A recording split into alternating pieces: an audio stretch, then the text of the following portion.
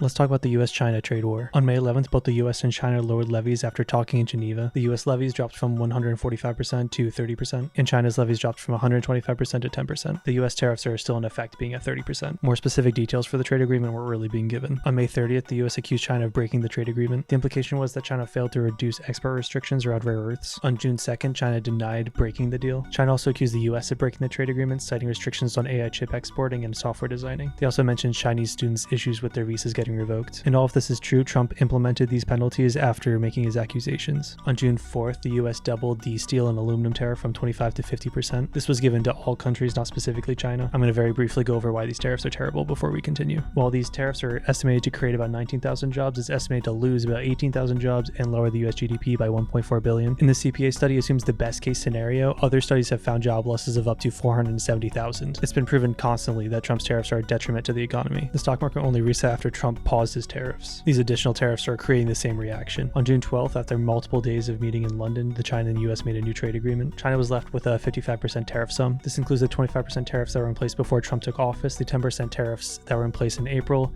and an additional 20% tariffs that are on all Chinese goods. China also has a 10% levy on all US goods. The full details for this trade agreement isn't known, but it's likely that this will hurt both economies. And this also doesn't resolve issues between China's rare earths and the US's restriction on AI chip trades. Regardless, Trump said on Truth Social that this trade deal was removing the restrictions on the rare earth trades from China. Days later, it was found that Beijing had not approved any additional trades of rare earths to the US. China seems to be waiting for the AI chip restrictions to be removed before they allow any more rare earths to be traded to the US. This trade war is creating issues in the global supply chain, specifically for airplane production. China's production is being inhibited by the AI chip restriction, and US production is being inhibited by the rare earths restriction. The US doesn't really have any other options to get these rare earths from. China mines 70% of the world's rare earths, and they also refine over 90% of those materials. Choosing to be this hostile with China when they have resources that are so critical to our production is risking the jobs of thousands of Americans. I'll be posting more about this and other topics as they come up. Make sure to like and follow to stay up to date.